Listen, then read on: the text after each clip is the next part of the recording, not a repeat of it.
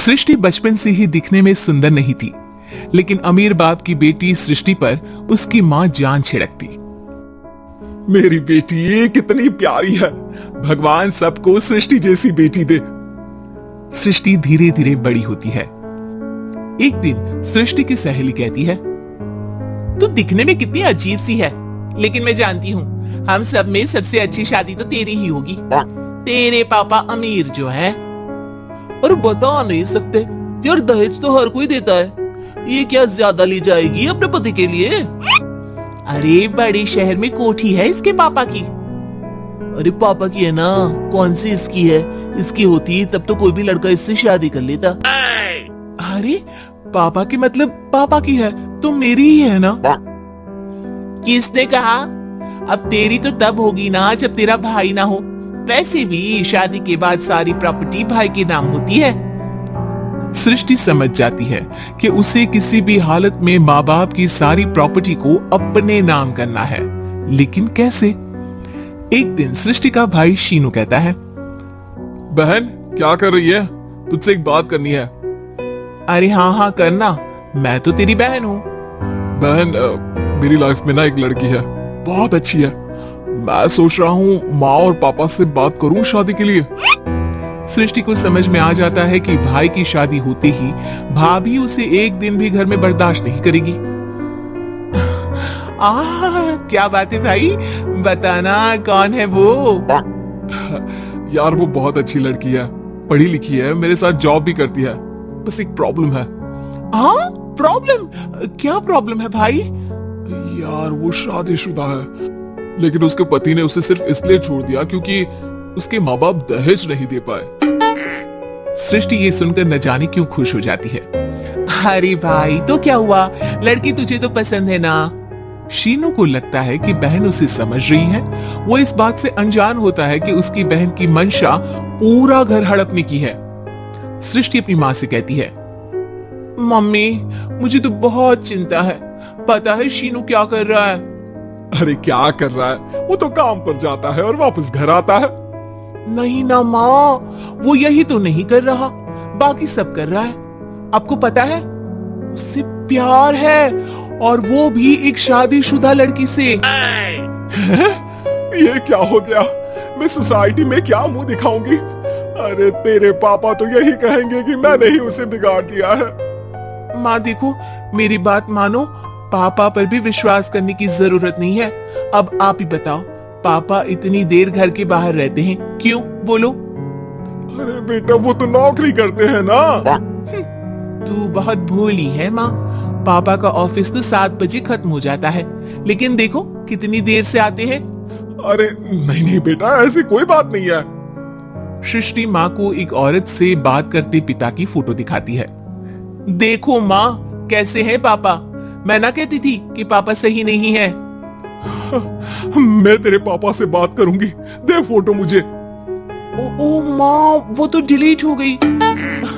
लेकिन चल तूने तो देख लिया ना, पापा से बाद में बात कर लेना, और हाँ मेरा नाम बिल्कुल मत लेना। हाँ माँ। अब क्या था, सृष्टि के माँ और पिता के बीच झगड़ा होना शुरू हो जाता है। सृष्टि के मन में क्या चल रहा था कोई नहीं जानता था। एक दिन, माँ सृष्टि के लिए एक लड़का देखा है, वो लोग शाम को उसे देखने आने वाले हैं। और हाँ माँ एक खुशखबरी, मैं और पापा मिलकर एक नया बिजनेस ट्राई कर रहे हैं। शाम को लड़का आता है, सांवले रंग का। सृष्टि को तो बिल्कुल भी पसंद नहीं आता। लड़की की माँ कहती है, लड़की का चेहरा तो कोई खास नहीं, लेकिन अगर मेरे बेटे को आप लोग सेटल कर दे तो मैं उसकी शादी आपकी बेटी से करवा दूं।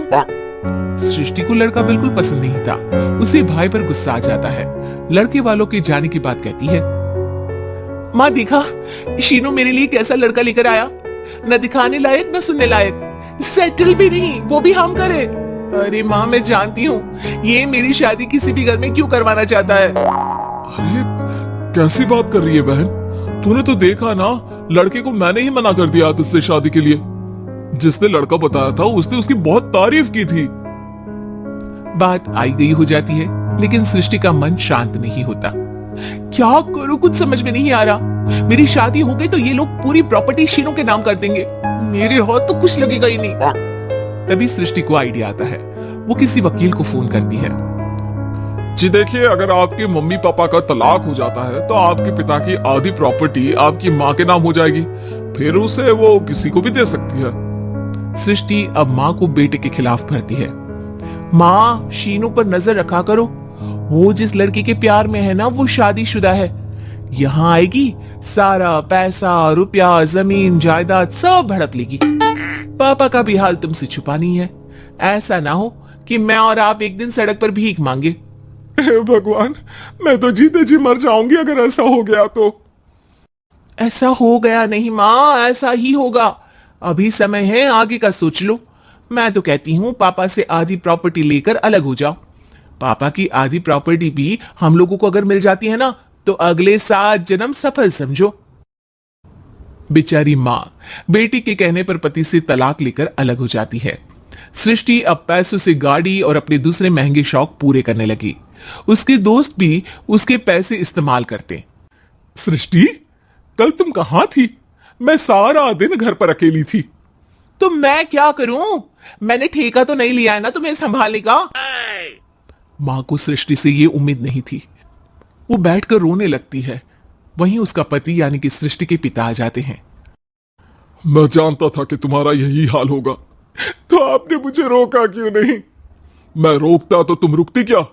सृष्टि के कहने पर तुमने मुझ पर, अपने बेटे पर शक किया, लेकिन तुम ये भूल गई कि कैसे हम दोनों ने मिलकर जीवन में इतना सब खड़ा किया।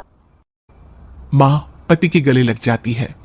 मुझे माफ कर दीजिए, मैंने आपकी कमाई का एक बड़ा हिस्सा गवा दिया। कोई बात नहीं, तुम साथ हो तो मैं ऐसी 7 प्रॉपर्टी खड़ी कर दूंगा। तभी वहां सृष्टि आ जाती है रोते हुए।